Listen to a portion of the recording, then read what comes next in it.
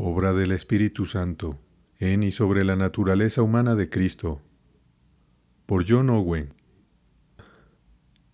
La dispensación y obra del Espíritu Santo en esta nueva creación respecto, primero, a la cabeza de la Iglesia, el Señor Jesucristo, en su naturaleza humana, como debía ser y fue, unida a la persona del Hijo de Dios. En segundo lugar, concerniente a los miembros de este cuerpo místico en todo lo que les corresponde como tal. Y bajo estos dos aspectos consideraremos. Primero, por lo tanto, debemos indagar cuáles son las operaciones del Espíritu Santo con referencia a Jesucristo, la cabeza de la Iglesia, y estas eran de dos tipos. Primero, aquellas de las cuales la persona de Cristo en su naturaleza humana era objeto inmediato. Segundo, aquellas que Él realiza hacia otros en su nombre, es decir, con respecto directo a su persona y cargo. Primero, sin embargo, antes de entrar en el primer tipo de obras suyas con el que comenzaremos, debe ser removida una objeción de aparente peso y dificultad que se interpone en nuestro camino, lo cual haré más bien porque nuestra respuesta a ella hará que todo el asunto tratado sea más claro y familiar para nosotros. Por lo tanto, puede ser y es objetado que mientras la naturaleza humana de Cristo se asigna como objeto inmediato de estas operaciones del Espíritu Santo, y esa naturaleza estaba inmediatamente inseparable y completamente unida a la persona del Hijo de Dios, no parece haber necesidad, ni de hecho lugar, para tales operaciones del Espíritu, pues no podría el Hijo de Dios mismo, en su propia persona, realizar todas las cosas necesarias tanto para la formación, sustento, santificación y preservación de su propia naturaleza, sin la asistencia especial del Espíritu Santo? Ni es fácil entender cómo un trabajo inmediato del Espíritu Santo debería interponerse en la misma persona entre una naturaleza y otra.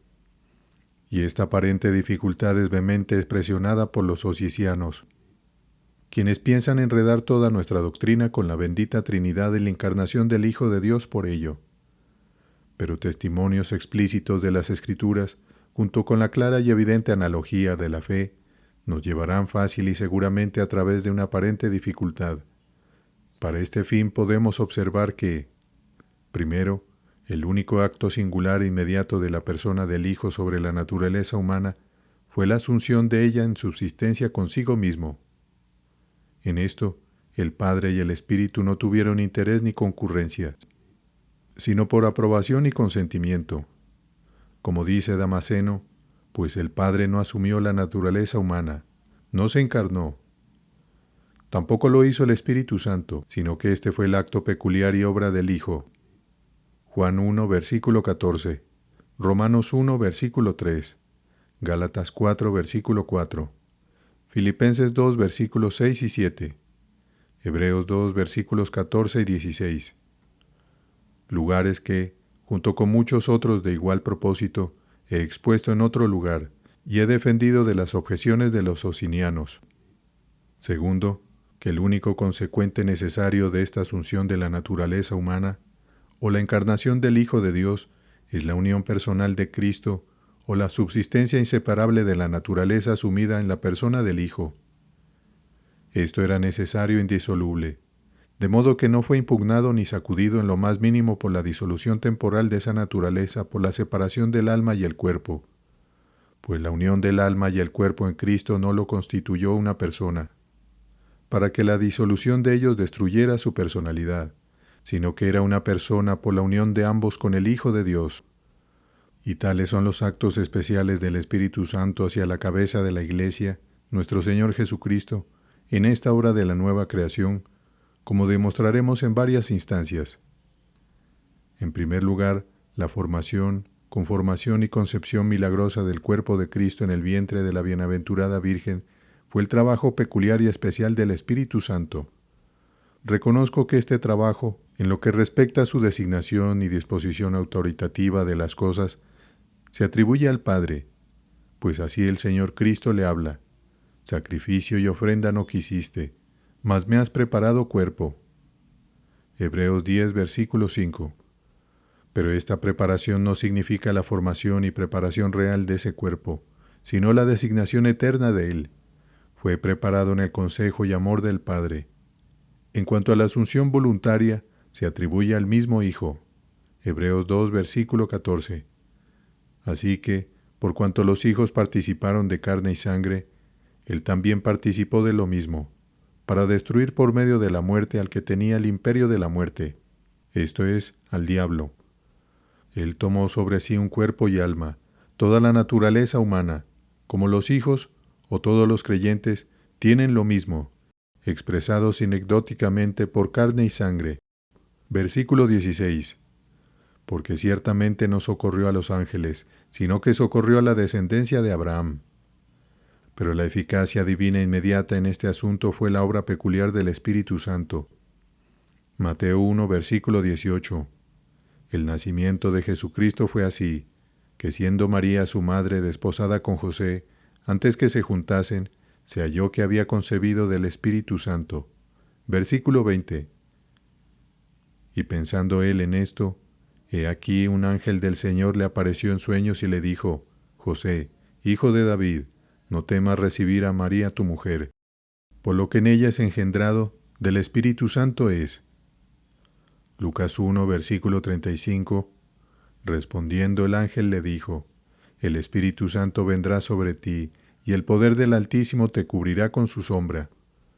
Por lo cual también el santo ser que nacerá será llamado Hijo de Dios.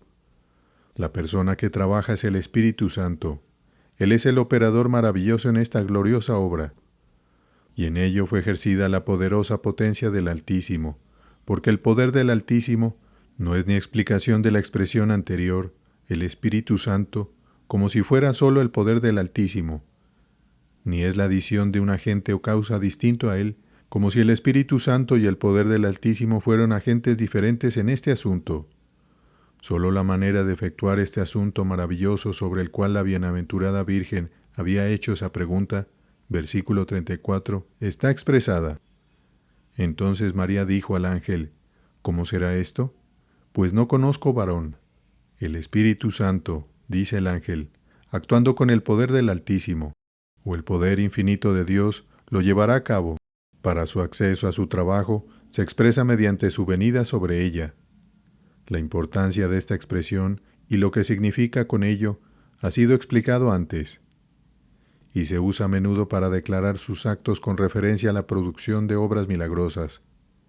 Hechos 1, versículo 8, pero recibiréis poder cuando haya venido sobre vosotros el Espíritu Santo, y me seréis testigos en Jerusalén, en toda Judea, en Samaria, y hasta lo último de la tierra.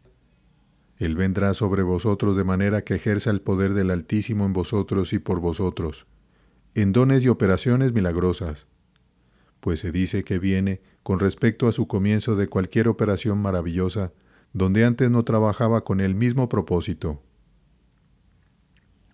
El acto del Espíritu Santo en este asunto fue un acto de creación, no ciertamente como el primer acto de creación, que produjo la materia y sustancia de todas las cosas de la nada, causando que sea lo que no era antes, ni en materia, ni en forma, ni en disposición pasiva, pero como aquellos actos posteriores de creación por los cuales de la materia antes hecha y preparada se hicieron cosas que antes no eran, y que por sí mismas no tenían disposición activa ni concurrencia en ello.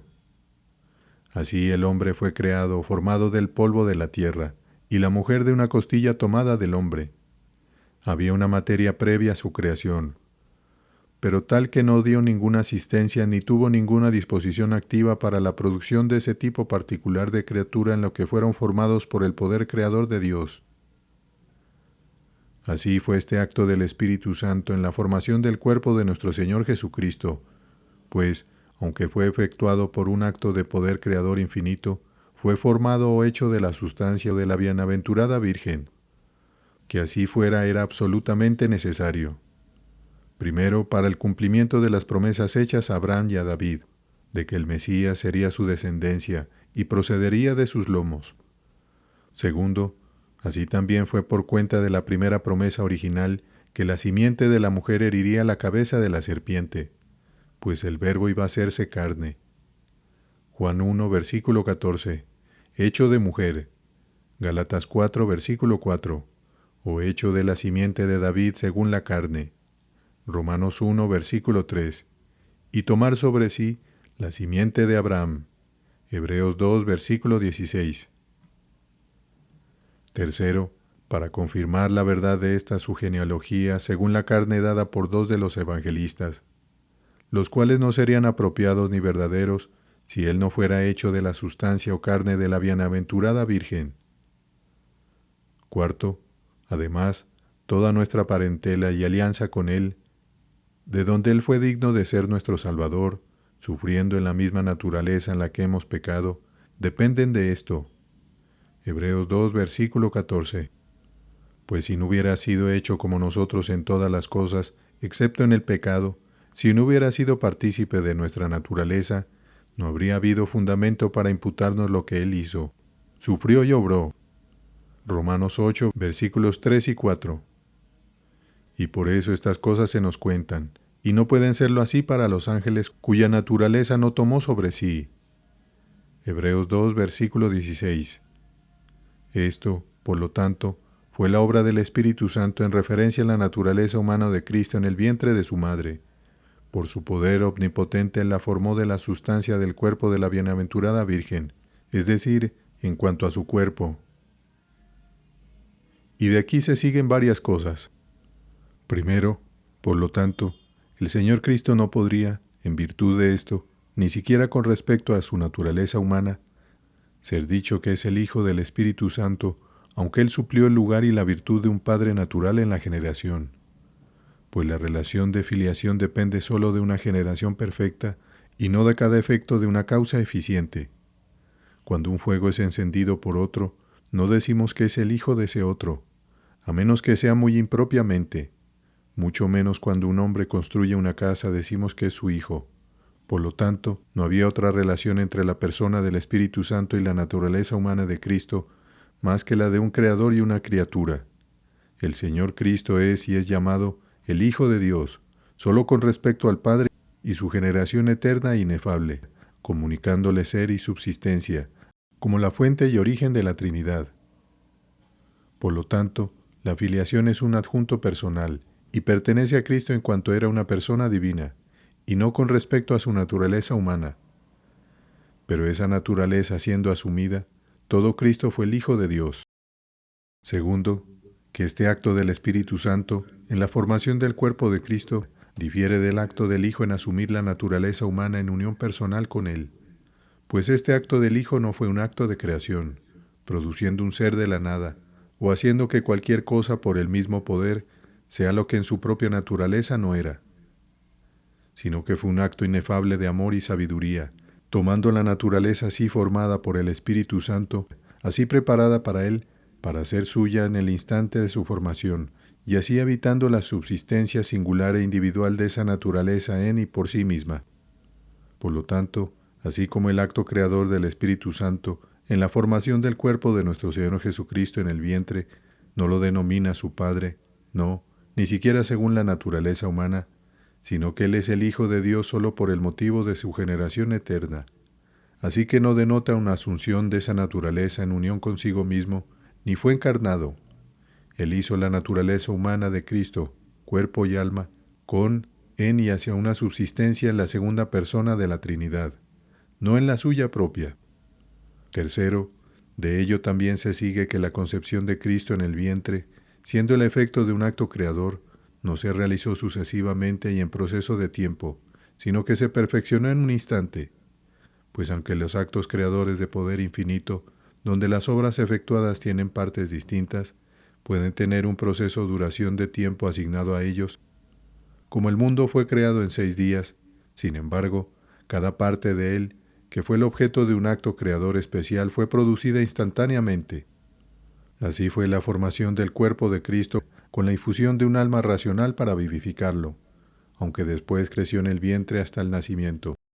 Y como es probable que esta concepción fuera inmediata tras la salutación angelical, así fue necesario que nada de la naturaleza humana de Cristo existiera por sí mismo antes de su unión con el Hijo de Dios, pues en el mismo instante de su formación y en ello fue el Verbo hecho carne. Juan 1, versículo 14. Y el Hijo de Dios fue hecho de mujer. Gálatas 4, versículo 4.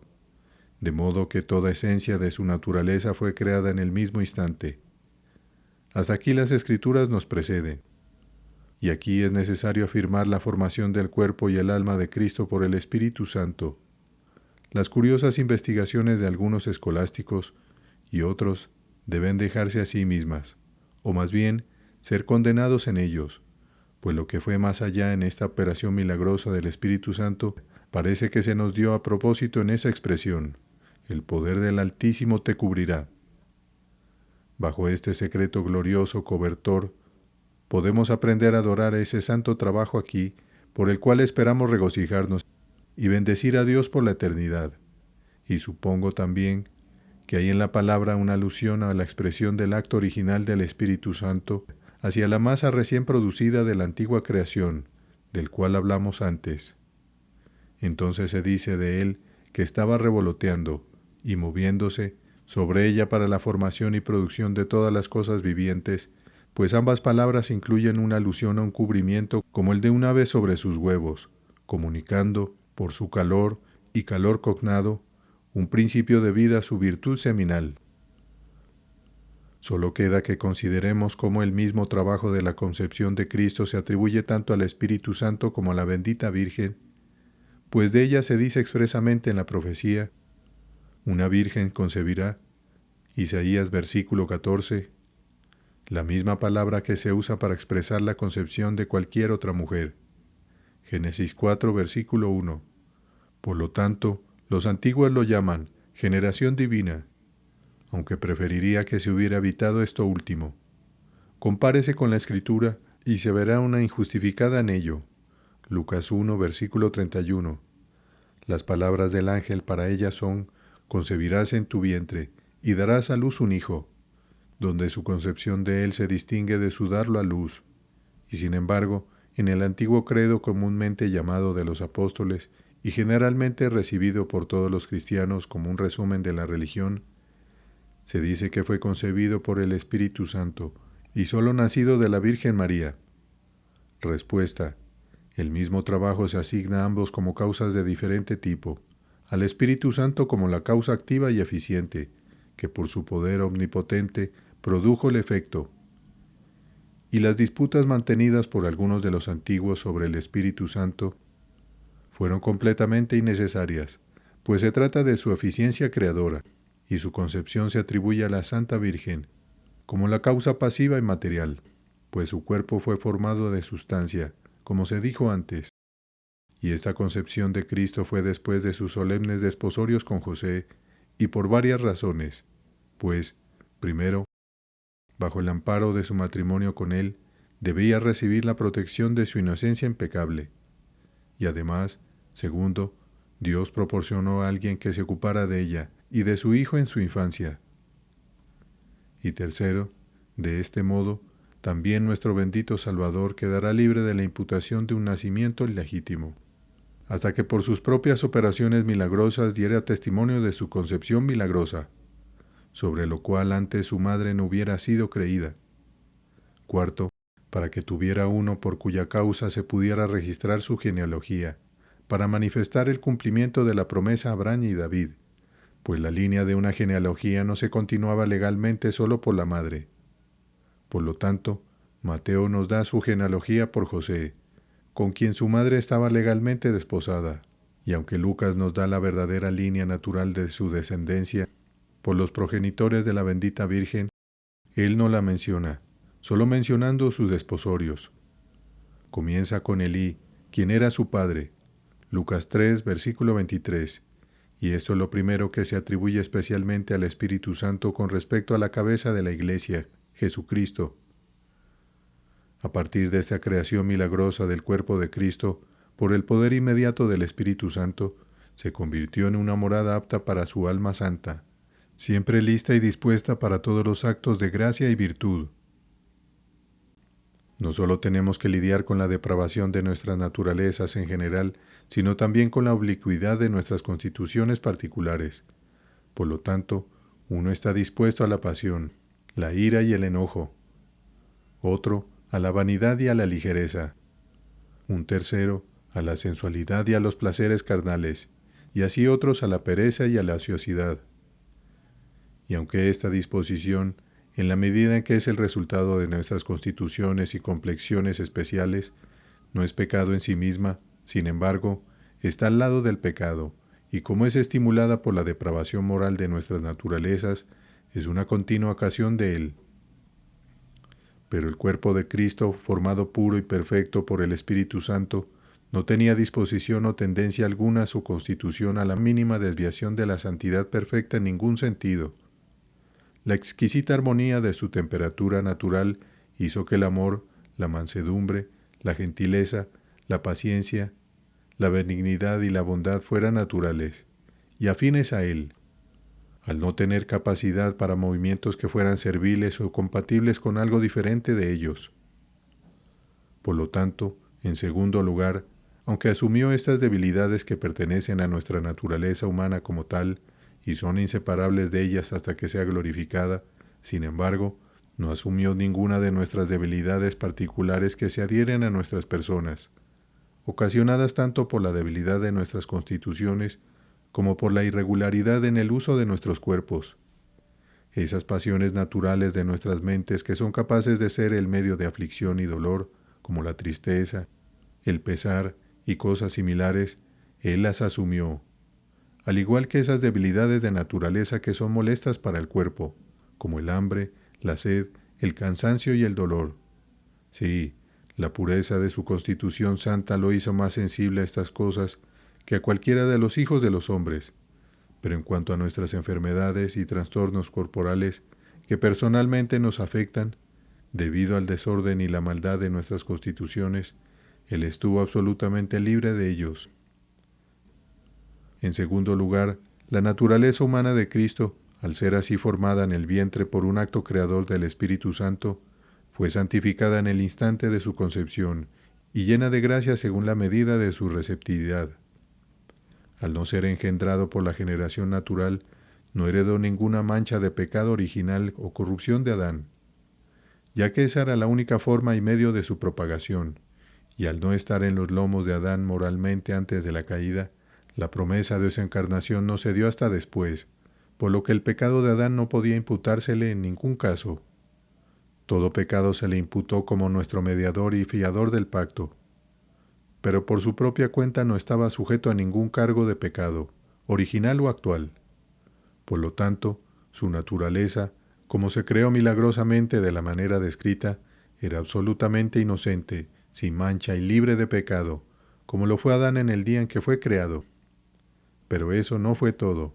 Fue positivamente dotado por el Espíritu Santo con toda gracia, y de ello solo fue capaz después de sus mayores grados en cuanto al ejercicio actual, pero no de ningún nuevo tipo de gracia.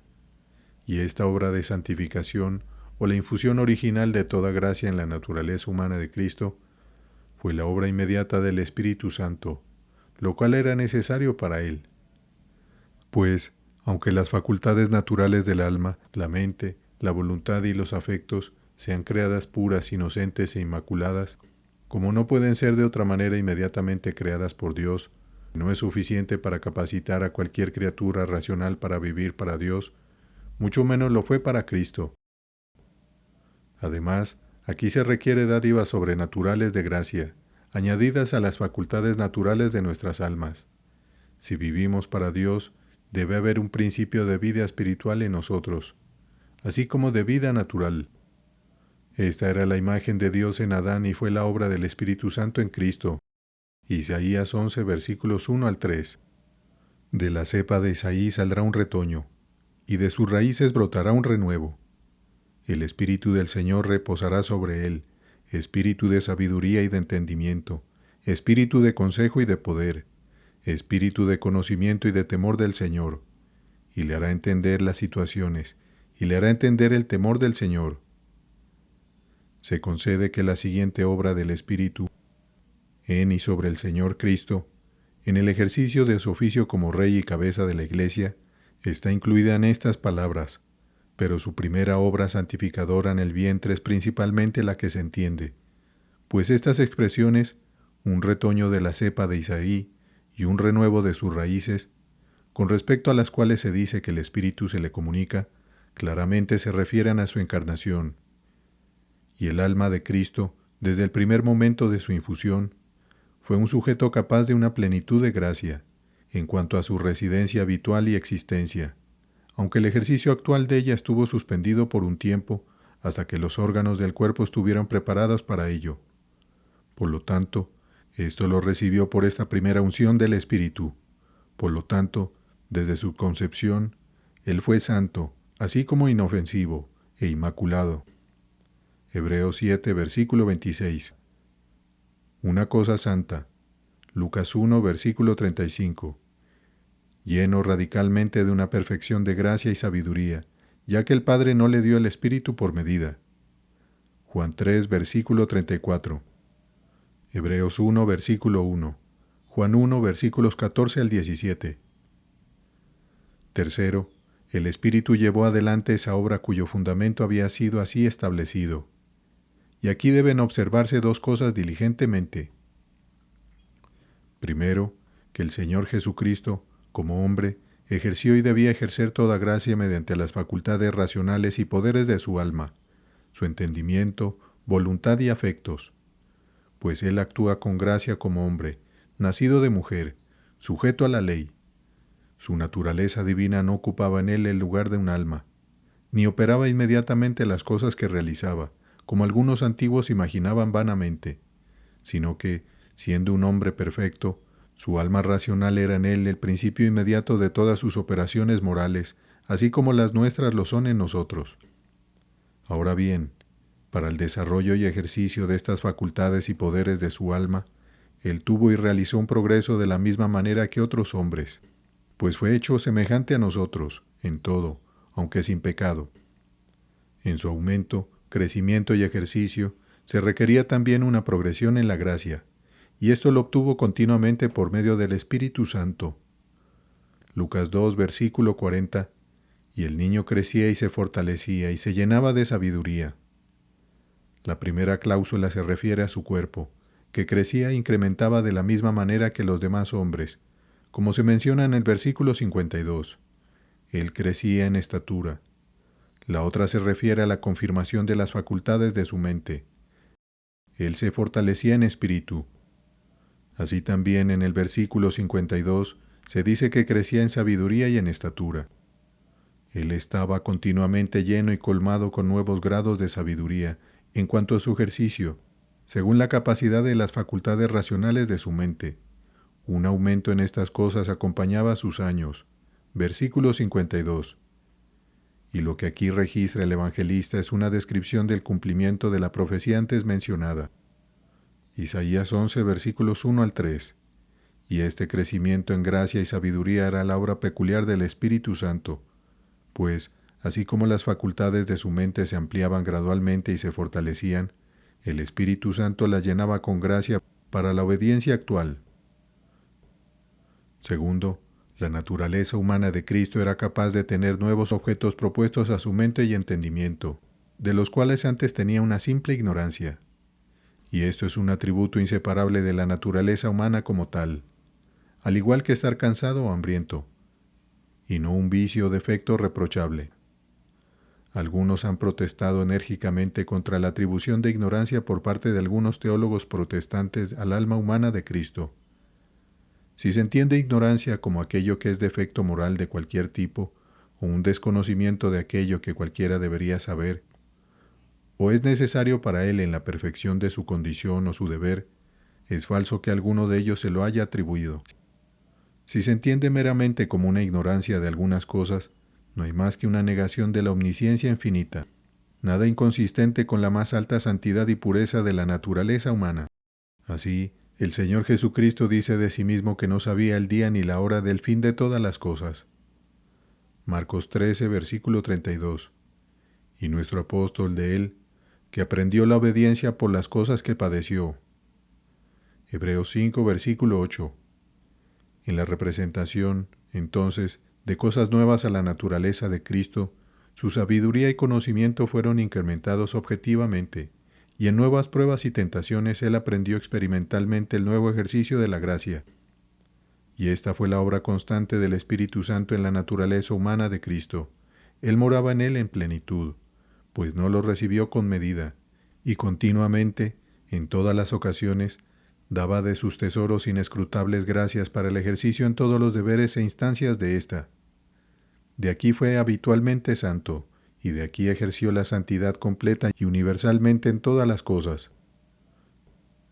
Cuarto, el Espíritu Santo, de manera peculiar, lo ungió con todos aquellos poderes y dones extraordinarios que eran necesarios para el ejercicio y cumplimiento de su oficio en la tierra. Isaías 61, versículo 1. El Espíritu del Señor Jehová está sobre mí, porque me ungió Jehová, me ha enviado a predicar buenas nuevas a los abatidos, a vendar a los quebrantados de corazón, a publicar libertad a los cautivos, y a los presos apertura de la cárcel. Se trata del oficio profético de Cristo, y su cumplimiento en su ministerio en la tierra, lo cual se pretende. Y él aplica estas palabras a sí mismo con respecto a su predicación del Evangelio. Lucas 4, versículos 18 al 19. Pues este era el oficio al que principalmente se dedicaba aquí en el mundo, como aquel mediante el cual instruía a los hombres en la naturaleza y el uso de sus otros oficios, pues su poder real, en su naturaleza humana en la tierra, lo ejerció solo de manera limitada. A ello, en efecto, pertenecía el enviar apóstoles y evangelistas a predicar con autoridad, y hacia el fin de su ministerio, instituyó ordenanzas de culto evangélico y estableció el orden de su iglesia en su fundación y edificación, lo cual eran actos de poder real, y no realizó ningún acto de oficio sacerdotal sino hasta su muerte, cuando se entregó a sí mismo por nosotros, ofrenda y sacrificio a Dios en olor fragante. Efesios 5, versículo 2, en donde Dios olía olor grato y se aplacaba hacia nosotros. Pero todo el curso de su vida y ministerio fue el cumplimiento de su oficio profético hacia los judíos. Romanos 15, versículo 8, lo cual debía ser según la promesa. Deuteronomio 18, versículos 18 al 19. Y de la aceptación o rechazo de él, en esto dependía la vida y muerte de la iglesia de Israel. Versículo 19. Hechos 3, versículo 23. Hebreos 2, versículo 3. Juan 8, versículo 24. Para esto fue capacitado por esta unción del Espíritu. Y aquí también hay una distinción entre el Espíritu que estaba sobre él y su ser ungido para predicar, lo cual contiene la comunicación de los dones de ese Espíritu hacia él. Como se dice en Isaías 11, versículos 2 al 3, y reposará sobre él el Espíritu de Jehová, Espíritu de sabiduría y de inteligencia, Espíritu de consejo y de poder, Espíritu de conocimiento y de temor de Jehová, y le hará entender diligente en el temor de Jehová. Ahora bien, esto fue una manera singular y una medida inefable. De ahí que se diga que él fue ungido con óleo de alegría más que a sus compañeros, o aquellos que participan del mismo espíritu con él. Salmos 45, versículo 7, Hebreos 1, versículos 8 al 9, aunque reconozco que en esa expresión había un respeto peculiar hacia su gloriosa exaltación, que luego ocurrió, como se ha explicado en este pasaje. Y esta concesión de dones extraordinarios para el cumplimiento de su oficio profético fue en su bautismo. Mateo 3, versículo 17. No se otorgaron al cabeza de la iglesia, ni se otorgaron en general ningún don de la misma naturaleza a ninguno de sus miembros, sino para su uso, ejercicio y mejora, y que entonces fueron conferidos queda evidente, pues, primero, entonces él recibió la señal visible que lo confirmó y testificó a otros su llamado de Dios para el ejercicio de su oficio, porque entonces el Espíritu de Dios descendió como paloma y vino sobre él, y he aquí una voz de los cielos que decía, Este es mi Hijo amado, en quien tengo complacencia. Mateo 3, versículos 16 al 17. Así fue sellado por Dios el Padre. Juan 6, versículo 27. En esa señal visible de su vocación, colocando el gran sello del cielo en su comisión. Y eso también fue testimonio para otros, para que lo reconocieran en su oficio, ahora que había asumido su cumplimiento. Juan 1, versículo 33. Segundo, Ahora comenzó su ministerio público y se entregó por completo a su trabajo, porque antes solo ocasionalmente manifestaba la presencia de Dios con él, algo para preparar las mentes de los hombres para prestar atención a su ministerio, como cuando los llenó de asombro con sus discursos con los doctores en el templo. Lucas 2, versículos 46 al 47. Y aunque es probable que fuera actuado por el Espíritu en y hacia muchas acciones extraordinarias durante su vida privada, sin embargo, no recibió la plenitud de dones hacia su trabajo hasta el momento de su bautismo, y por lo tanto, antes de eso no se entregó por completo a su ministerio público. Tercero, inmediatamente después se dice que él estaba lleno del Espíritu Santo. Lucas 4, versículo 1. Antes se decía que crecía en sabiduría. Lucas 2, versículo 40. Siempre llenándose. Pero ahora él es llamado lleno del Espíritu Santo. Él estaba realmente poseído y dotado de toda esa plenitud de dones espirituales que de alguna manera eran necesarios para él, o útiles para él, o que la naturaleza humana es capaz de recibir. Con respecto a esto, el evangelista usa esa expresión, porque Dios no da el Espíritu por medida. Juan 3, versículo 34. Aquí se refiere al Señor Jesucristo, al cual se le da así el Espíritu. Es evidente por el contexto, aunque no está expresado en el texto. Él es hablado, y es el tema de todo el discurso. Versículo 31. El que viene de arriba está sobre todos. El que es de la tierra es terrenal, y habla de la tierra. El que viene del cielo es sobre todos. Nadie duda que esta es una descripción de la persona de Cristo, y al comienzo de este verso, el que viene de arriba está sobre todos, que es la perifrástica usual del Señor Cristo, usada al menos 20 veces en este Evangelio. De él se da cuenta que él testifica lo que ha visto y oído, y que él habla las palabras de Dios.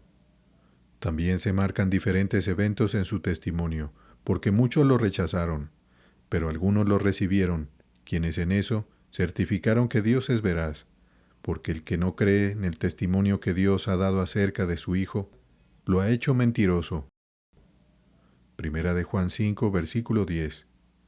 Como motivo de esto, se agrega que Dios no dio el Espíritu por medida a él, de manera que él estaba completamente capacitado para hablar las palabras de Dios, y aquellos por quienes su testimonio fue rechazado estaban justamente expuestos a la ira. Por lo tanto, es en vano el intento de Crelius, en su libro El Espíritu Santo, seguido por el Clintingius en su comentario sobre este pasaje, quienes intentarían excluir al Señor Cristo de ser el destinatario de estas palabras, porque ellos querrían que significara nada más que en general que Dios no está sujeto a medidas en las dispensaciones del Espíritu, sino que da a cada uno una medida, y a otro según otra. Pero como esta interpretación desbarata la coherencia de las palabras, perturbando el contexto, así también contradice al texto mismo, porque el hecho de que Dios no dé el Espíritu por medida, es darlo sin medida, sin límites conocidos, y así el Espíritu fue dado únicamente al Señor Cristo, porque a cada uno de nosotros le fue dada gracia conforme a la medida del don de Cristo.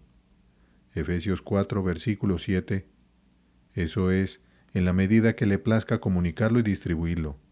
Pero los afectos de esa entrega del Espíritu al Señor Cristo sin medida pertenecían a esa plenitud de la cual recibimos gracia sobre gracia. Juan 1, versículo 16. Porque así el Padre cumplió su voluntad cuando quiso que en él habitase toda plenitud, para que en todo tenga la preeminencia. Colosenses 1, versículos 18 al 19. Ni ninguna dificultad de peso puede ser arrojada sobre esta interpretación por el uso de la palabra en el tiempo presente, que Crelius insiste, porque, dicen, Cristo ya había recibido el Espíritu, porque esto se habla de él después de su bautismo. Si, por lo tanto, él hubiera sido el destinatario, debería haber sido más bien, él ha dado o él no le ha dado sin medida. Pero, esto fue inmediatamente después de su bautismo, y por lo tanto, la concesión de la plenitud del Espíritu podría ser hablada como una cosa presente, siendo apenas pasada, lo cual es un tipo de discurso común en todas las ocasiones. Además, la concesión del Espíritu es un acto continuo, en que le fue dado para permanecer con Él, para descansar sobre Él. donde hubo una continuación del amor de Dios hacia él y un cuidado sobre él en su obra. Por lo tanto, el Señor Cristo dice de sí mismo, o el profeta en su persona, que el Espíritu lo envió. Ahora el Señor Dios y su Espíritu me ha enviado. Isaías 48, versículo 16. La misma obra de enviar a Cristo se atribuye al Señor Dios, es decir, el Padre, y al Espíritu, pero de manera diferente. Fue enviado por el Padre autoritativamente, y el equipo que recibió por el Espíritu, de dones para su trabajo y oficio, es llamado su envío, como la misma obra se asigna a diferentes personas en la Trinidad por diferentes cuentas. En quinto lugar, fue de manera especial por el poder del Espíritu Santo que él realizó aquellas grandes y milagrosas obras mediante las cuales su ministerio fue atestiguado y confirmado. Por eso se dice que Dios hizo milagros por medio de él. Hechos 2, versículo 22. Jesús de Nazaret, varón aprobado por Dios entre nosotros con milagros, prodigios y señales que Dios hizo entre vosotros por medio de él, porque todos son efectos inmediatos del poder divino. Así que cuando expulsaba a los demonios con una palabra de mando, él afirmaba que lo hacía por el dedo de Dios. Lucas 11, versículo 20. Eso es, por el infinito poder divino de Dios, por el poder de Dios actuando de manera especial por medio del Espíritu Santo, como se declara expresamente en el otro evangelista. Mateo 12, versículo 28. Y, por lo tanto, al atribuir sus obras poderosas a Belcebú, el príncipe de los demonios, él hace saber a los judíos que eso es blasfemar contra el Espíritu Santo, cuyas obras de hecho eran de él. Versículos 31 y 32. Por eso esas poderosas obras son llamadas poderes, debido al poder del Espíritu de Dios puesto en acción para su realización y efecto. Marcos 6, versículo 5, 9, versículo 39, Lucas 4, versículo 36, 5, versículo 17, 6, versículo 19, 8, versículo 46, 9, versículo 1. Y en el ejercicio de este poder consistió el testimonio dado a él por el Espíritu de que era el Hijo de Dios, porque esto era necesario para la convicción de los judíos, a quienes fue enviado. Juan 10, versículos 37 al 38. Sexto, fue guiado, dirigido, consolado y apoyado por él en todo el curso de su ministerio, tentaciones, obediencia y sufrimientos. Algunos pocos ejemplos sobre este punto pueden ser suficientes. Inmediatamente después de su bautismo, cuando estaba lleno del Espíritu Santo, fue llevado por el Espíritu al desierto. Lucas 4, versículo 1. El Espíritu Santo lo guió para comenzar su lucha y conquista con el diablo. De esta manera hizo su entrada en su ministerio, y nos enseña todo lo que debemos esperar si nos comprometemos solemnemente a seguirlo en la obra de predicar el Evangelio. La palabra usada en Marcos para este propósito ha causado alguna duda sobre qué espíritu se pretende en estas palabras. El Espíritu le impulsaba hacia el desierto. Es evidente que se pretende el mismo espíritu y el mismo acto en todos los evangelistas. Aquí y en Mateo 4, versículo 1, y en Lucas 4, versículo 1. Pero como el Espíritu Santo puede decirse que lo impulsa, no es fácil de entender. Pero la palabra en Lucas, es decir, era y fue, que denota una guía y una conducta racional, y esto no puede atribuirse a ningún otro espíritu con respecto a nuestro Señor Jesús, sino solo al Espíritu de Dios. Mateo expresa el mismo efecto con fue llevado, en el capítulo 4, versículo 1. Fue llevado, o llevado arriba, o quitado, de en medio del pueblo. Y esto fue por ese Espíritu, es decir, que Él descendió sobre él y reposó sobre él inmediatamente antes. Capítulo 3, versículo 16. Y la continuación del discurso en Lucas no admite que se pretenda otro espíritu. Y Jesús, lleno del Espíritu Santo, volvió del Jordán y fue llevado por el Espíritu al desierto, es decir, por ese Espíritu del cual estaba lleno. Por lo tanto, por decir expulsión en Marcos, no se pretende más que el envío de él por una impresión alta y fuerte del Espíritu Santo en su mente. Por lo tanto, la misma palabra se usa con respecto al envío de otros, por la poderosa impresión del Espíritu de Dios en sus corazones, a la obra de predicar el Evangelio. Mateo 9, versículo 38. Rogad pues al Señor de la mies que envíe obreros a su mies, es decir, equipándolos con los dones de su Espíritu, y por el poder de su gracia obligándolos a su deber. Así también en Lucas 10, versículo 2. Así que él entró en su preparación para su trabajo bajo su dirección, y sería bueno si otros se esforzaran por conformarse a él dentro de las reglas de su llamado. Por su ayuda fue llevado triunfalmente a través del curso de sus tentaciones hacia una conquista perfecta de su adversario en cuanto al conflicto presente, en el cual él trató de desviarlo de su trabajo. Lo que después intentó por todos los medios y maneras de oponerse e impedir. Terminada la tentación, él regresó nuevamente del desierto para predicar el Evangelio en el poder del Espíritu. Capítulo 4, versículo 14. Regresó en el poder del Espíritu Santo a Galilea, es decir, poderosamente habilitado por el Espíritu para el desempeño de su trabajo, y por lo tanto, en su primer sermón en Nazaret, tomó estas palabras del profeta como su texto: El Espíritu del Señor está sobre mí, por cuanto me ha ungido para dar buenas nuevas a los pobres. Versículo 18. El resultado fue que todos daban testimonio de él, y estaban maravillados de las palabras de gracia que salían de su boca. Versículo 22. Y así como comenzó su ministerio en el poder del Espíritu, así, habiéndolo recibido no por medida, continuamente en todas las ocasiones manifestó su sabiduría, poder, gracia y conocimiento para el asombro de todos, y para cerrar la boca de sus adversarios, dejándolos en su furia e incredulidad. Por él fue dirigido, fortalecido y consolado en todo su curso, en todas sus tentaciones, problemas y sufrimientos, desde el principio hasta el fin, porque sabemos que hubo una confluencia de todos estos sobre él en todo su camino y trabajo, una gran parte de lo cual se humilló por nosotros consistiendo en estas cosas. En y bajo ellas él necesitaba un gran apoyo y una gran consolación. Esto Dios se lo prometió, y esto él esperaba. Isaías 42, versículos 4 y 6. 49, versículos 5 al 8. 50, versículos 7 al 8. Ahora, todas las comunicaciones voluntarias de la naturaleza divina a la humana fueron, como hemos mostrado, por el Espíritu Santo. Séptimo, él se ofreció a sí mismo a Dios mediante el Espíritu Eterno. Hebreos 9, versículo 14. Sé que muchos hombres eruditos juzgan que, en ese pasaje, por el Espíritu Eterno, no se refiere a la tercera persona, sino a la naturaleza divina del propio Hijo, y no hay duda de que también puede llamarse correctamente al Espíritu Eterno.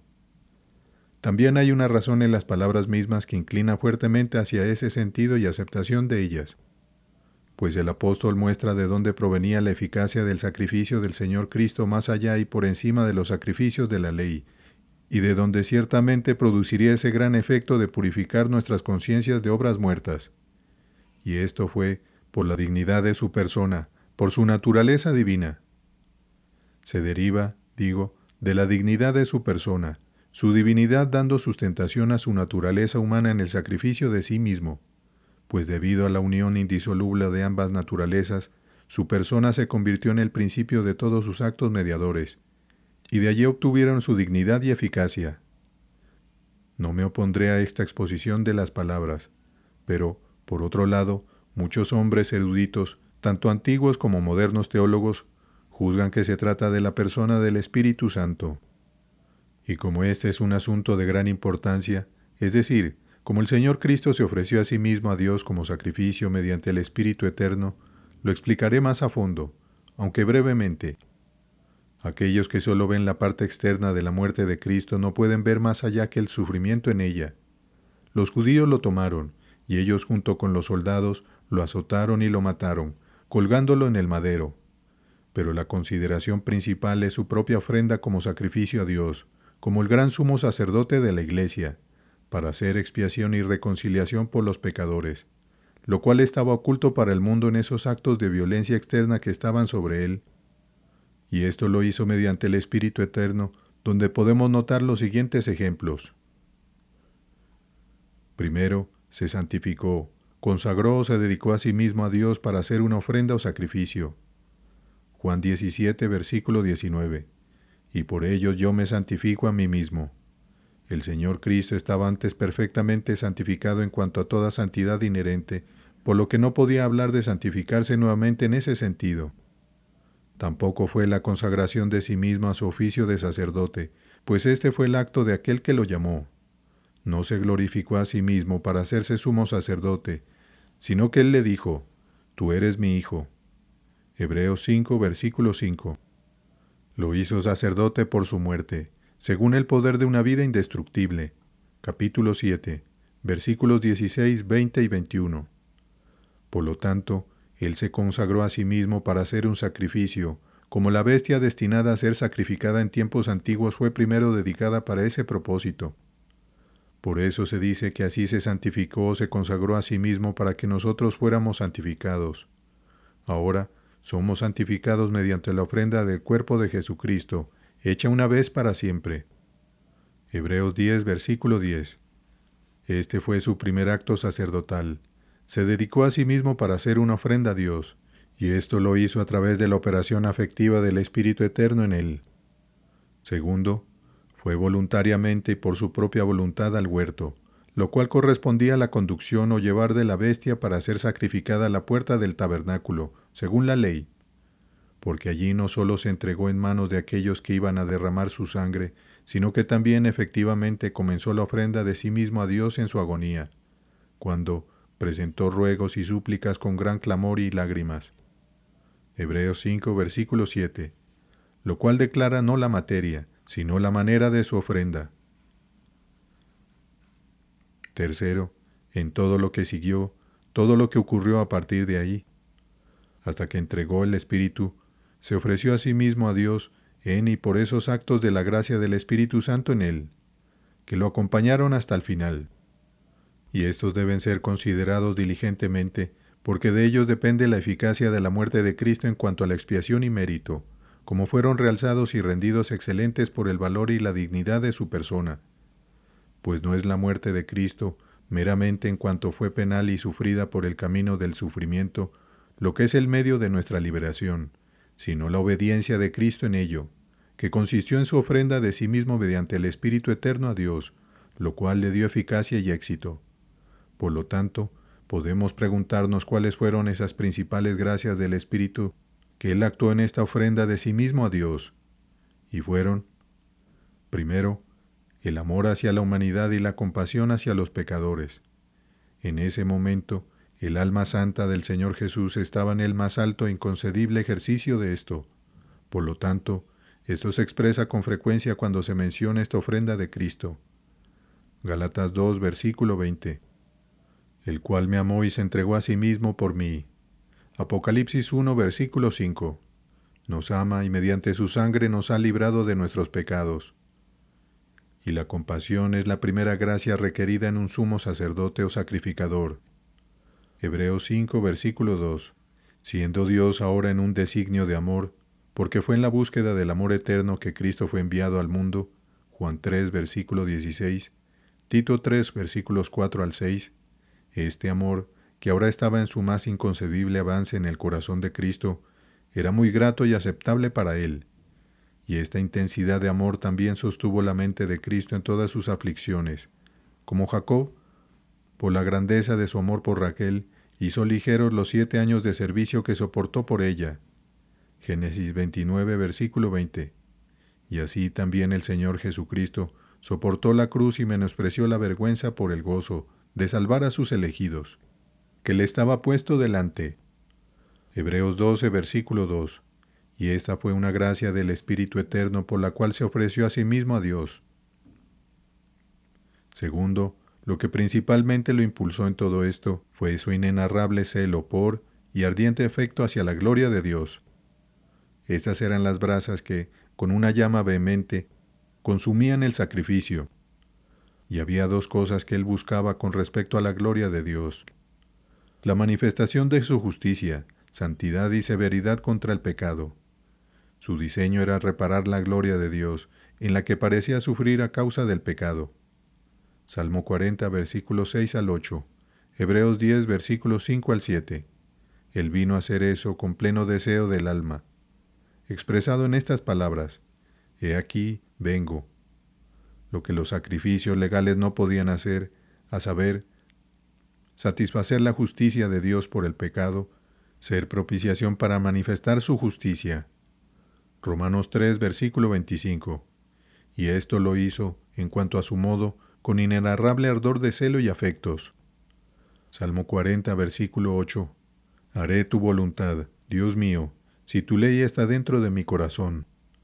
Duplica la expresión de la intensidad de su mente en esto, y por lo tanto, cuando iba a prepararse en su última Pascua para su sufrimiento, expresó el mayor compromiso del corazón y los afectos con eso. Lucas 22, versículo 15. He deseado mucho comer esta Pascua con ustedes antes de mi sufrimiento. Como con respecto a la misma obra, lo había expresado antes.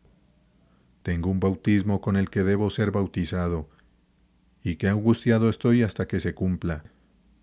Lucas 12, versículo 50.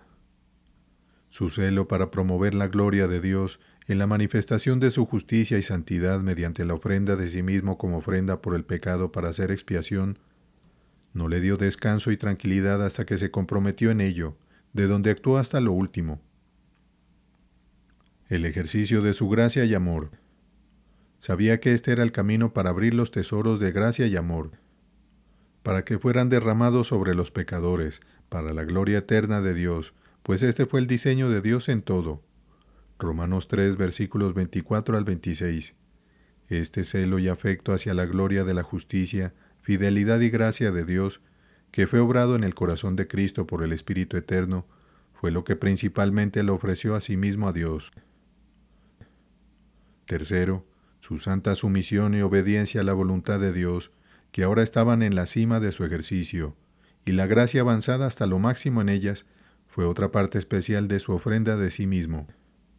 Que esto fue obrado en él por el Espíritu Santo eterno, fue antes declarado, y se expresa frecuentemente como aquello que tuvo la influencia especial en la eficacia y el mérito de su sacrificio. Filipenses 2, versículo 8. Se humilló a sí mismo, obedeciendo hasta la muerte, y muerte de cruz. Y cuando ofreció ruegos y súplicas, con fuerte clamor y lágrimas, Hebreos 5, versículos 7 y 8, es decir, experimentó la obediencia en el sufrimiento. Es cierto que el Señor Cristo en todo el curso de su vida obedeció a Dios, como nacido de mujer sujeto a la ley. Gálatas 4, versículo 4, pero ahora venía el gran juicio de ello, con respecto al mandato especial del Padre de dar su vida y dejar su alma como ofrenda por el pecado. Isaías 53, versículo 10. Este fue el acto más alto de obediencia a Dios que jamás haya sido o será hasta la eternidad. Y por eso Dios expresa así su satisfacción en ello y su aceptación. Isaías 53, versículo 11 y 12. Filipenses 2, versículos 9 y 10. Esto fue obrado en él, esto fue obrado para él, por el Espíritu Santo, y por eso él se ofreció a sí mismo a Dios. Cuarto, aquí también pertenece la fe y la confianza en Dios que, con fervientes oraciones, clamores y súplicas, ahora actuaba en Dios en sus promesas, tanto con respecto a sí mismo como al pacto que estaba sellando con su sangre. Esto nuestro apóstol representa como una obra especial suya, testificada en el Antiguo Testamento. Hebreos 2, versículo 13. Pondré mi confianza en él. Esto se refería a sí mismo, a saber, que sería apoyado, asistido y llevado a través de la obra que había emprendido hasta un resultado bendito. En esto, confieso, fue horriblemente asaltado, hasta que clamó: Dios mío, ¿por qué me has abandonado? Salmo 22, versículo 1. Pero aún, después y a través de todas sus pruebas terribles, su fe y confianza en Dios fueron victoriosas. Esto lo expresó en la profundidad y la extremidad de sus pruebas. Versículos 9 al 11. E hizo tal profesión abierta de ello que sus enemigos, cuando lo suponían perdido y derrotado, lo reprocharon por ello. Versículo 8.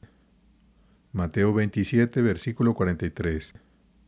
Con este propósito se declara a sí mismo en detalle. Isaías 50, versículos 7 al 9. Así que su fe y confianza en Dios, en cuanto a su propio sostén y liberación con el cumplimiento de todas las promesas que se hicieron cuando se comprometió en la obra de mediación, fueron victoriosas. Esto se refería al pacto y a todos los beneficios de los cuales la Iglesia de los elegidos debía participar por medio de él. La sangre que ahora derramaba era la sangre del pacto, y se derramaba por su Iglesia, a saber, para que las bendiciones del pacto pudieran comunicarse a ellos. Gálatas 3, versículos 13 al 14. Con respecto a esto, también ejerció fe en Dios, como se ve plenamente en su oración cuando comenzó su oblación. Juan capítulo 17. Ahora, en cuanto a estos ejemplos, podemos observar tres cosas para nuestro propósito presente. Primero, estas y otras actitudes graciosas del alma de Cristo fueron los medios y formas mediante los cuales, en su muerte y derramamiento de sangre, que fue violenta y le fue infligida por fuerza con respecto a los instrumentos externos y fue penal con respecto al juicio de la ley, él ofreció voluntaria y libremente a sí mismo como sacrificio a Dios para hacer expiación, y estas fueron las cosas que, por la dignidad de su persona, se volvieron eficaces y victoriosas. Sin ellas, su muerte y derramamiento de sangre no habrían sido una oblación. Segundo, estas fueron las cosas que hicieron que su ofrenda de sí mismo fuera un sacrificio a Dios en olor fragante. Efesios 5, versículo 2. Dios quedó absolutamente complacido y satisfecho con estos actos de gracia y obediencia elevados y gloriosos en Jesucristo que percibió, como si fuera, un olor de descanso hacia la humanidad o aquellos por quienes se ofreció a sí mismo, de modo que ya no se enojaría más con ellos, ni los maldeciría más, como se dice del tipo en el sacrificio de Noé. Génesis 8, versículos 20 y 21. Dios quedó más satisfecho con la obediencia de Cristo de lo que estuvo disgustado con el pecado y la desobediencia de Adán. Romanos 5, versículos 17 al 21. Entonces, no fue por el sufrimiento externo de una muerte violenta y sangrienta que le fue infligida por la más horrible maldad que jamás la naturaleza humana haya manifestado, que Dios fue aplacado. Hechos 2, versículo 23. Ni tampoco fue meramente el soportar la pena de la ley lo que fue el medio de nuestra liberación, sino que fue la entrega voluntaria de sí mismo, como sacrificio en estos actos santos de obediencia fue aquello en lo que, de manera especial, Dios se reconcilió con nosotros. Tercero, todas estas cosas, siendo realizadas en la naturaleza humana por el Espíritu Santo, quien, en el momento de su ofrenda, actuó todas sus gracias al máximo, se dice que se ofreció a sí mismo a Dios mediante el Espíritu Eterno, por quien, como nuestro sumo sacerdote, fue consagrado, inspirado y actuado para ello. Octavo, hubo un trabajo peculiar del Espíritu Santo hacia el Señor Cristo mientras estaba en el estado de muerte, porque aquí debe recordarse nuestra regla anterior, a saber, que, a pesar de la unión de la naturaleza humana de Cristo con la persona divina del Hijo, las comunicaciones de Dios hacia ella, más allá de la subsistencia, eran voluntarias. Así que en su muerte, la unión de sus naturalezas en su persona no se vio en lo más mínimo afectada. Pero sin embargo, por su alma o espíritu, Él encomienda eso de manera especial en las manos de Dios Padre. Salmo 31, versículo 5. Lucas 23, versículo 46. Padre, en tus manos encomiendo mi espíritu, porque el Padre se había comprometido en un pacto eterno a cuidarlo, preservarlo y protegerlo incluso en la muerte, y mostrarle nuevamente el camino y la senda de la vida. Salmo 16, versículo 11. Sin embargo, a pesar de la unión de su persona, su alma en su estado separado estaba de manera especial bajo el cuidado, protección y poder del Padre, preservada en su amor hasta que llegó la hora en que le mostró nuevamente el camino de la vida. Su cuerpo santo en la tumba continuó bajo el cuidado especial del Espíritu de Dios. Y así se cumplió esa gran promesa, que no dejaría su alma en el Seol, ni permitiría que su santo viera corrupción. Salmo 16, versículo 10. Hechos 2, versículo 31. Es el cuerpo de Cristo lo que aquí se llama el santo, como fue hecho una cosa santa, por su concepción en el vientre por el poder del Espíritu Santo.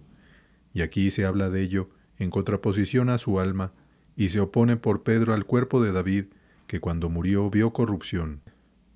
Hebreos 2, versículo 29. Esta sustancia pura y santa fue preservada en su integridad por el poder protector del Espíritu Santo, sin ninguno de esos accidentes de cambio que acompañan a los cuerpos muertos de otros. No niego que se hiciera uso del ministerio de los ángeles en torno al cuerpo de Cristo mientras estaba en la tumba, incluso aquellos que fueron vistos sentados después en el lugar donde yacía. Juan 20, versículo 12. Por estos fue preservado de toda violencia y violación externa, pero esto también estuvo bajo el cuidado peculiar del Espíritu de Dios, quien como obra por medio de los ángeles se ha declarado antes. 9.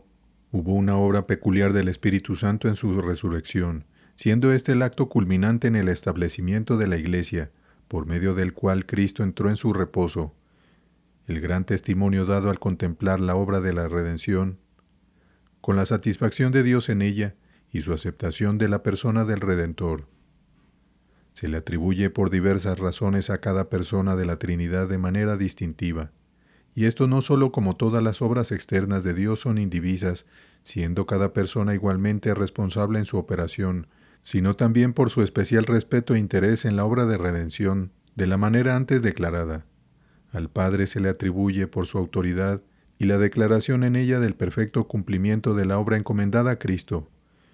Hechos 2, versículo 24. A este Jesús resucitó Dios, de lo cual todos nosotros somos testigos. Es el Padre del cual se habla, y se dice, como en otros lugares, que resucitó a Cristo de entre los muertos, pero esto lo hace con respecto a su liberación de los dolores de la muerte. Estas son las cuerdas de la muerte, que con una pequeña alteración de la vocal significan los dolores de la muerte. Salmos 18, versículo 4, 116, versículo 3. Y los dolores de la muerte aquí mencionados eran las cuerdas de ella, es decir, el poder que tenía para atar al Señor Cristo por un tiempo bajo ella, pues los dolores de la muerte, es decir, dolores tormentosos, terminaron en su misma muerte. Pero las consecuencias de ellos son aquí contadas para ellos, o la continuación bajo el poder de la muerte, de acuerdo con la sentencia de la ley de Dios. Dios los liberó. Cuando al haber sido plenamente satisfecha la ley, se levantó la sentencia de ella, y el Señor Cristo fue absuelto de todo su cargo. Este fue el acto de Dios Padre, como supremo rector y juez de todos. Por lo tanto, se dice que lo resucitó de entre los muertos, como el juez por su orden libera a un prisionero absuelto o a uno que ha respondido a la ley.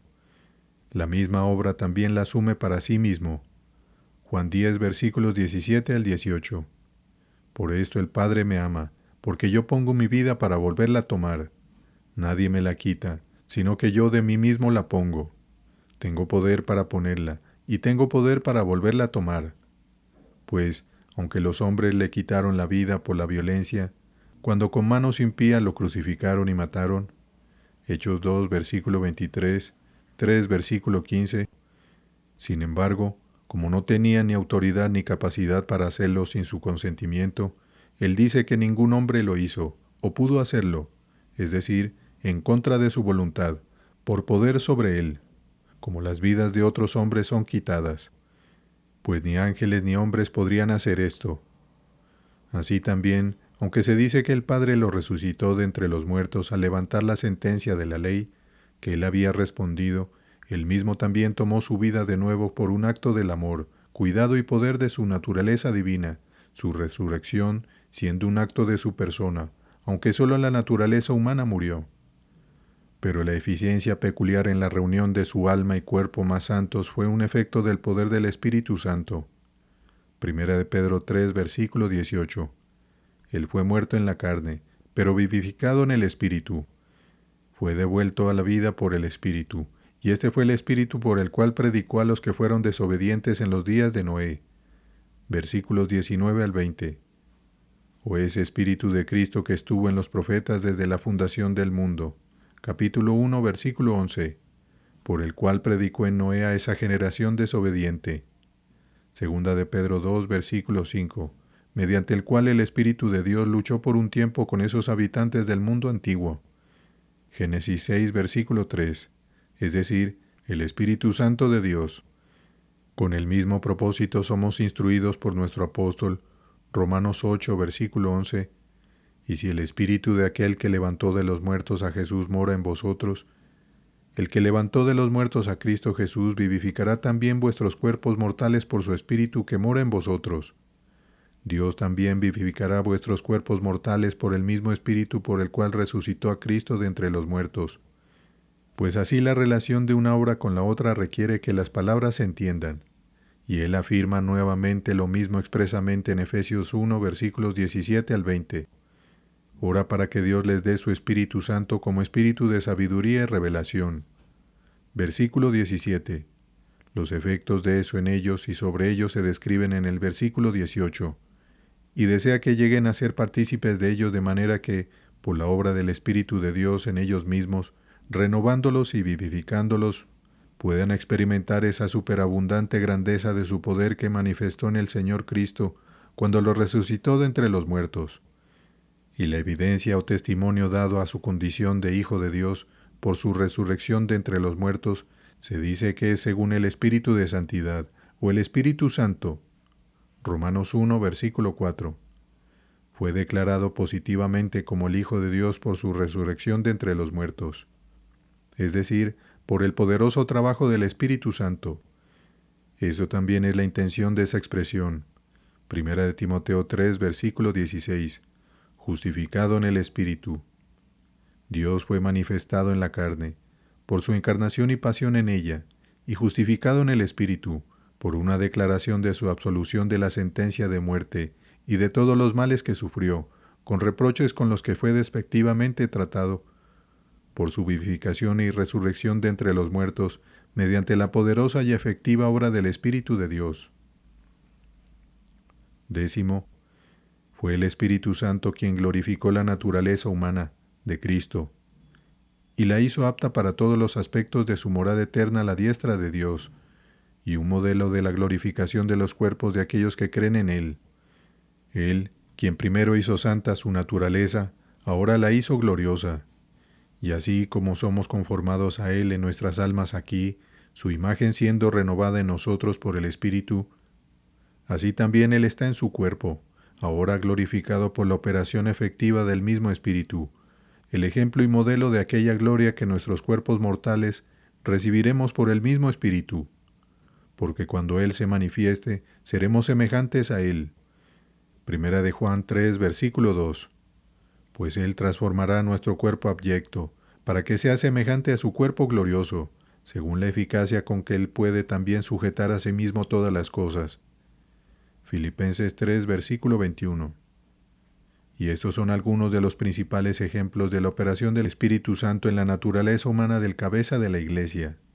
El conjunto de todos ellos, lo confieso, es una obra en la cual podemos indagar poco. Solo lo que está claramente revelado deseamos recibir y abrazar, considerando que, si somos suyos, estamos predestinados a ser conformados en estas cosas a Él, y que por la operación poderosa y efectiva de ese Espíritu, que obró así todas las cosas en Él, para la gloria de Dios.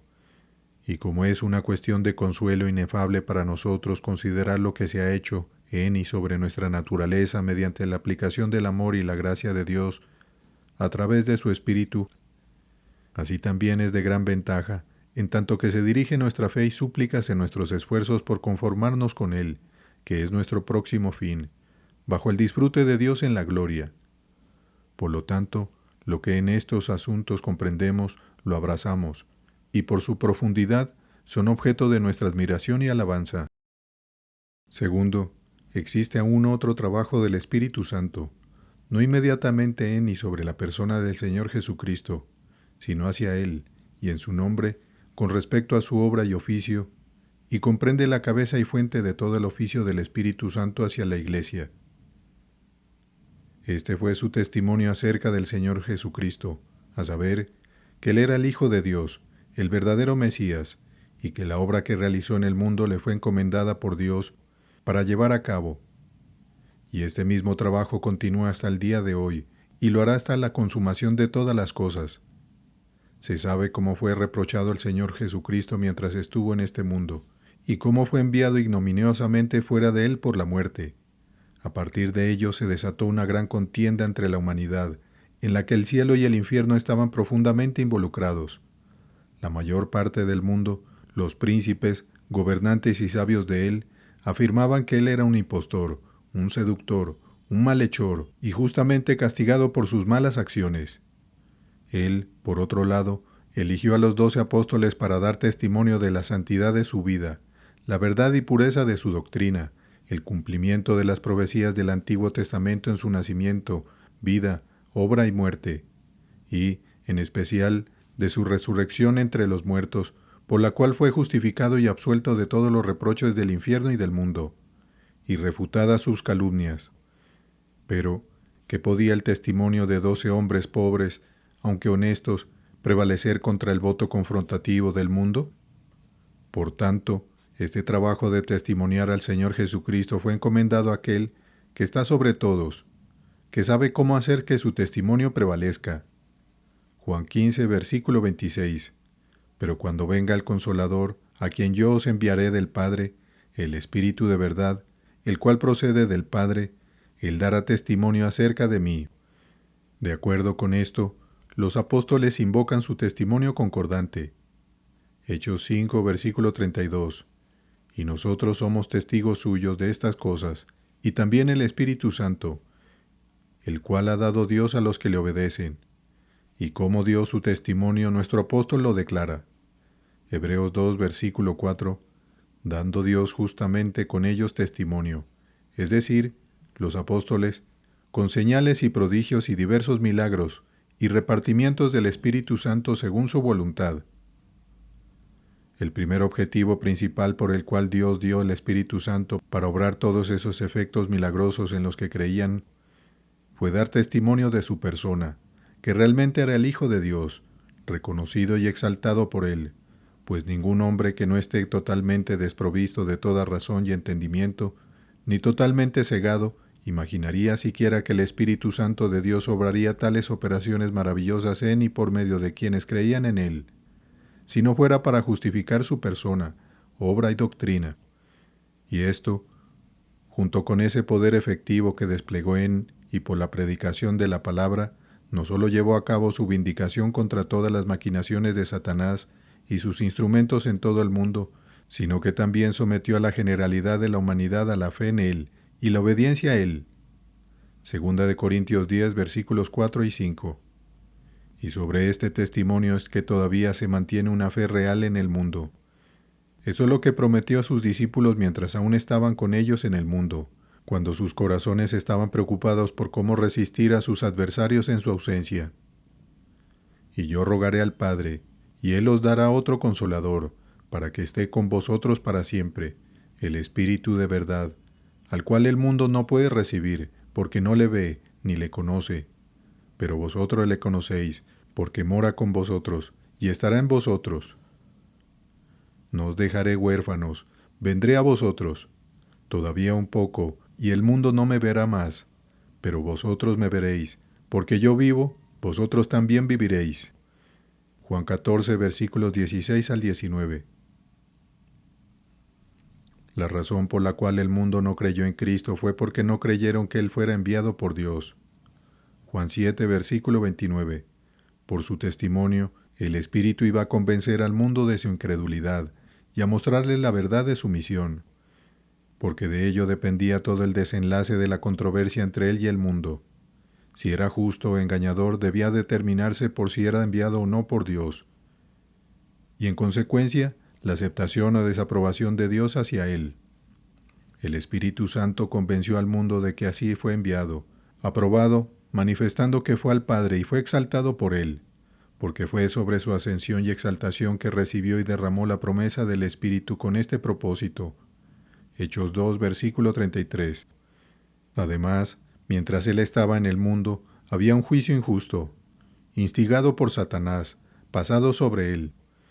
Por este testimonio del Espíritu, aquel juicio debía ser revertido, y una sentencia contraria pasada sobre el autor de él, el príncipe de este mundo, porque el Evangelio así testificado fue descubierto, convencido, juzgado, condenado y expulsado de ese poder y dominio en el mundo, que por la oscuridad de las mentes de los hombres dentro y la idolatría fuera, había obtenido y ejercido. y que el Espíritu Santo continúa haciendo el mismo trabajo, aunque no absolutamente por los mismos medios, hasta el día de hoy, será declarado más adelante. Y por estas consideraciones podemos ser llevados al conocimiento y familiaridad con nuestro Señor Jesucristo, que es tan necesario y tan útil y recomendado para nosotros en la Escritura, y el completo desprecio de aprender el conocimiento de Cristo y de la verdad tal como está en Él, no es más pernicioso para las almas de los hombres que aprenderlo por medios indebidos, mediante los cuales se infunden en las mentes de los hombres ideas o representaciones falsas y perniciosas de Él. Los papistas querrían aprenderlo y enseñarlo mediante imágenes, obra de manos humanas y maestros de mentiras, pues además de que están prohibidos por Dios mismo para ser usados con tales propósitos, y por lo tanto malditos con esterilidad e inutilidad, como a cualquier fin de fe o santidad, en sí mismos son adecuados solo para engendrar pensamientos bajos y carnales en mentes supersticiosas y depravadas. Porque así como los adoradores de tales imágenes no saben cuál es la causa adecuada ni objeto adecuado de esa reverencia y esos afectos que encuentran en sí mismos cuando se acercan a ellas y las adoran, así las aprensiones que se pueden tener por esto solo tienden a conocer según la carne, lo cual el apóstol consideró que no era parte de su deber. Segunda de Corintios 5, versículo 16. Pero la gloria de la naturaleza humana, como unida a la persona del Hijo de Dios y comprometida en el cumplimiento de su oficio de mediador, consiste solo en estas comunicaciones eminentes, peculiares e inefables del Espíritu de Dios hacia Él, y sus poderosas operaciones en Él. Esto nos es representado en el espejo del Evangelio, que al contemplarlo por fe, somos transformados en la misma imagen por el mismo Espíritu. Segunda de Corintios 3, versículo 18.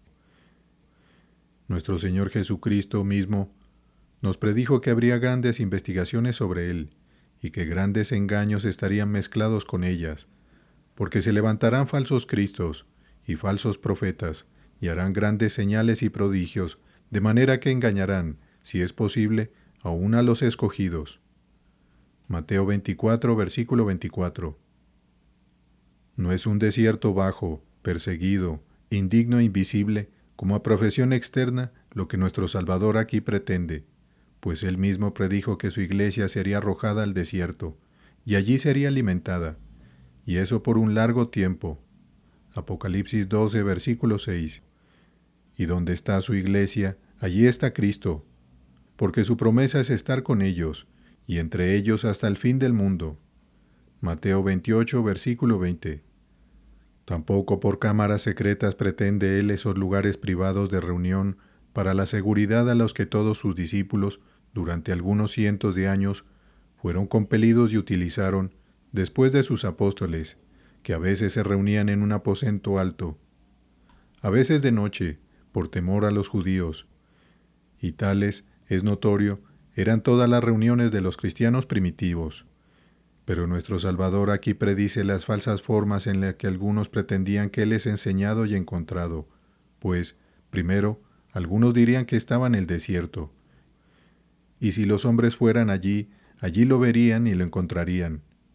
Y no se pretende nada más que los antiguos monjes supersticiosos que, bajo el pretexto de la religión, se retiran a los desiertos y lugares solitarios, pues allí pretendían gran comunicación con Cristo, grandes visiones y apariciones de Él, siendo variadamente engañados y engañados por Satanás y sus propias imaginaciones.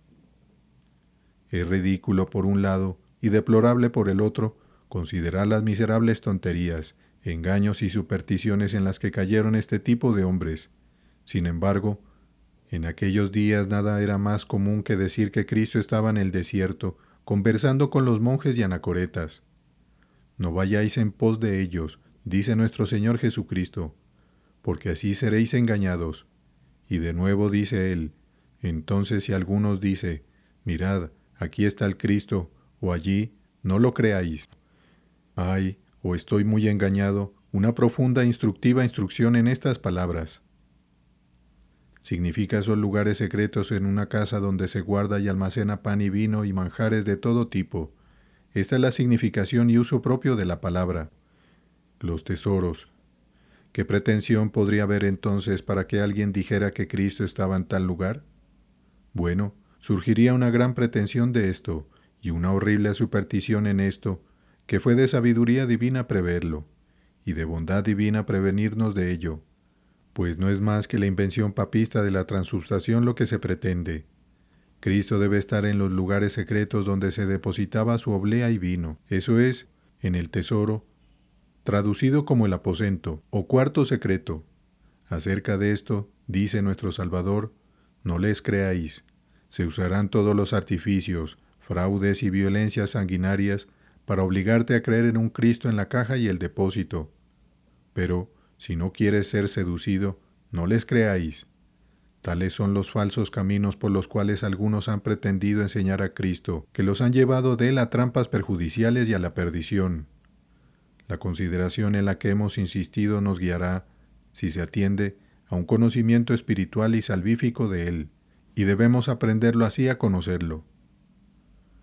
Primero, para que podamos amarlo con un amor puro e inalterado. Es cierto, es la persona de Cristo como Dios y hombre el objeto propio y último de nuestro amor hacia Él. Pero una consideración clara y distinta de sus naturalezas y sus excelencias es efectiva para despertar y sacar adelante nuestro amor hacia Él.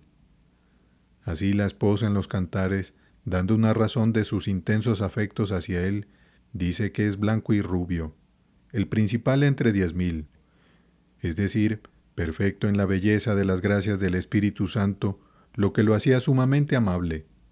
Así también en el Salmo 45, versículo 2, quieres, por tanto, presentar a Cristo a tus afectos, de modo que tu amor hacia Él sea sincero y sin corrupción, como se requiere en Efesios 6, versículo 24, para que no desperdicies las acciones de tus almas en un objeto falso y creas que amas a Cristo cuando solo amas las imaginaciones de tu propio corazón. Considera su naturaleza humana, cómo fue embellecida llamada por la obra del Espíritu de Dios sobre ella, antes descrita.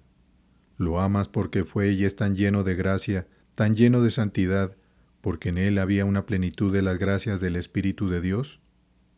Considera correctamente lo que se ha dicho acerca de él, y si puedes y lo haces, por eso, deleitarte en él y amarlo, tu amor es genuino y espiritual. Pero si tu amor es meramente por una aprensión de que Él es ahora glorioso en el cielo, y allí puede hacerte bien o mal, no difiere mucho del de los papistas, cuyo amor está mucho regulado en sus acciones por la buena o mala pintura de las imágenes con las que lo representan. A menudo se te insta a dirigir tu amor hacia la persona de Cristo. Esto no se es representado en el espejo del Evangelio, y eso es lo que es tu deber principal en este mundo. Pero esto no puedes hacerlo sin una noción y conocimientos distintos de él. Hay, por lo tanto, 3 cosas en general que debes considerar para este propósito. Primero, la bendita unión de sus dos naturalezas en una misma persona. En esto es singular, ya que Dios tomó ese estado especial sobre sí mismo, que no tenía ninguna consideración en ninguna otra cosa o manera. Por lo tanto, esto es tener una singularidad de nuestro amor divino hacia la persona de Cristo. Segundo, las glorias no creadas de la naturaleza divina, de donde nuestro amor tiene el mismo objeto que el que debemos a Dios absolutamente. Tercero, esa perfección y plenitud de gracia que habita en su naturaleza humana, como comunicada a Él por el Espíritu Santo, de lo cual hemos tratado. Si amamos a la persona de Cristo, debe ser por estas consideraciones, y mientras algunos han descuidado esto, se han deleitado en sus propias imaginaciones, y mientras se han creído incluso enfermos de amor por Cristo, solo han languidecido en sus propias fantasías. Segundo, debemos conocer a Cristo para procurar conformarnos a Él. Y esta conformidad consiste solo en una participación de esas gracias cuya plenitud habita en Él. Por lo tanto, no podemos perseguirla de otra manera regular, sino mediante un conocimiento y una consideración adecuados de la obra del Espíritu de Dios sobre su naturaleza humana, lo cual es digno de nuestra más diligente investigación. Y así hemos dado una breve delineación de la dispensación y obra del Espíritu Santo en y hacia la persona de nuestro Señor Jesucristo, el cabeza de la Iglesia.